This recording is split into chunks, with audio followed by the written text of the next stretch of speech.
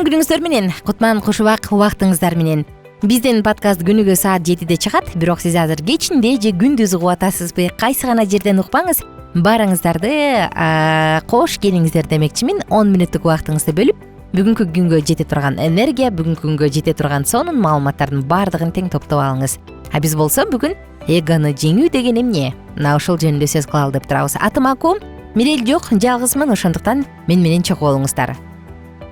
Эго, дал ушул терминди психоаналитик Зигмунд Фрейд айтып чыккандан бери көп окумуштуулар изилдеп чыгышкан.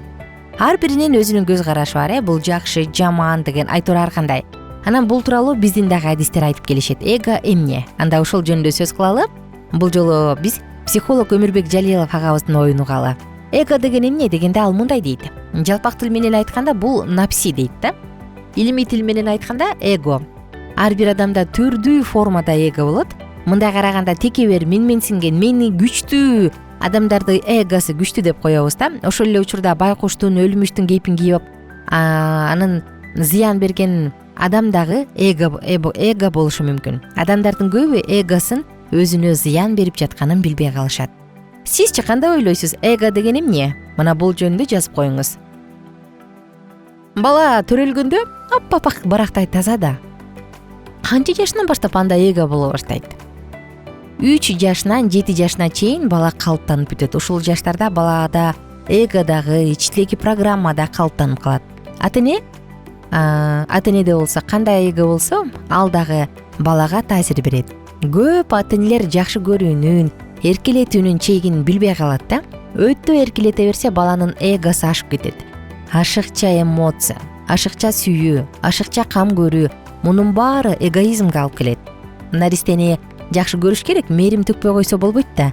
Бирок эркелетүү менен анын эгосын семиртпеш керек. Сүйүү менен тарбиянын ортосундагы чекти дайыма кармап туруу зарыл. Эң зыяндуу эго эмне? Бул ашыкча акыл дешет экен. Өзүн акылдуу сезген, көп китеп окуган адамдын эгосу өтө кооптуу. Акылга гана таянганда адам адашып, багыттын, миссиясын түшүнбөй калат. Баардык нерсени акылга салып чечкен калпыс ойлорго жетелейт. Жүрөк менен акыл бирдей деңгээлде активдүү болгондо гана адам баланска келет. Кургак акыл менен акылмандуулук бул эки башка нерсе да. Эгону ооздуктап, баш ийдирип алган, Кудайдын мыйзамы менен жашаган адамды акылман дейбиз да. Кургак акыл бул мен билем, анткени көп окугам деп эле өз мыйзамын орнотуп алат. Аны жеңе алганда акылмандуулук келет. Акылды коомду агартууга, адамдарга жардам берүүгө жумшай баштаса, анда акырындык менен акылмандуулук келет. Кызык. Эгосы күчтүү адамдар көп ийгиликке жетет деп билебизби? Чынбы? Ийгиликке жетиши мүмкүн, бирок ийгилик ага бактылуулук алып келеби? Ошол жагын караш керек, Атактуулугу, байлыгы бар, коомдо статусу жогору болушу мүмкүн. Биз бай, атактуу адамдын баарын бактылуу дей албайт эмеспизби? Ийгиликтүү болуп туруп, эгосын ооздуктап, аны ат кылып минип алган адам чыныгы бакытка жетет. Эго бул чоң күч. Ошону элди агартууга, кайрымдуулукка же өзүнүн жанындагы адамдарга жакшы мамиле кылууга кетирсе, анда чоң иштер башталат. Бизнесмен, атка минерлердин көбү мен айткан учурчак менен жашоого аракет кылып, менден окуп жатышат. Демек, алар жалаң амбиция, эго менен бир күнү сынып каларын сезип калышат.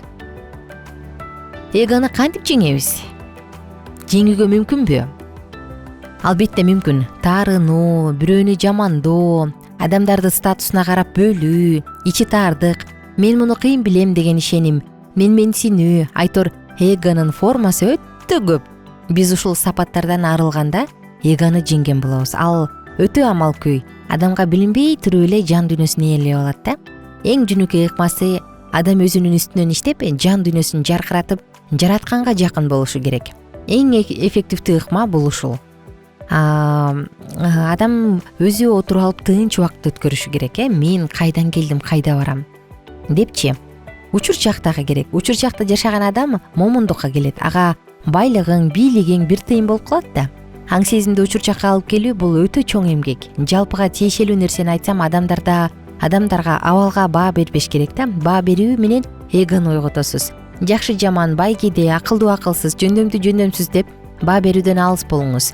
Ойго келсе да унчукпай койгон жакшы. Мисалы тынч убакытты жатпайбы? Бул адам ойлонушу керек. Илгери Муса аттуу пайгамбар болгондо ал айтыптыр да, мен ушундай акылдуу болушум үчүн өлө турган күнүмдү унутпайын деп. Караңызчы, кандай гана сонун сөздөр. Демек, дал ушундай ыкма менен биз өзүбүздүн азыр жашап жатканыбызды, азыркы учурду өзгөртө алат экенибизди, азыркы учур биздин колубузда экенин билебиз. Албетте, мисалы өтүп кеткен учур өтүп кетти, өкүнгөндө пайда жок. Эртеңки учур белгисиз, эмне болорун билбейбиз, бирок учур чак биздин колубузда. Ошондуктан учур чакты баалаганды билгенибиз жакшы. Бактысыздык, оору, күтүүсүз кырсык, депрессия, кээде өзүнө кол салуу, ушунун баардыгы эгонун зыяны болуп калышы мүмкүн. Эгосы күчтүү аялдар менен жашоо кыйынбы деген суроо жаралат да. Анда аялдар ошондой эркекке жолугат да, анткени эго сүйөт, бул жерде тартылуу күчү пайда болот. Психологияда бул дагы өзүнчө бир чоң илим.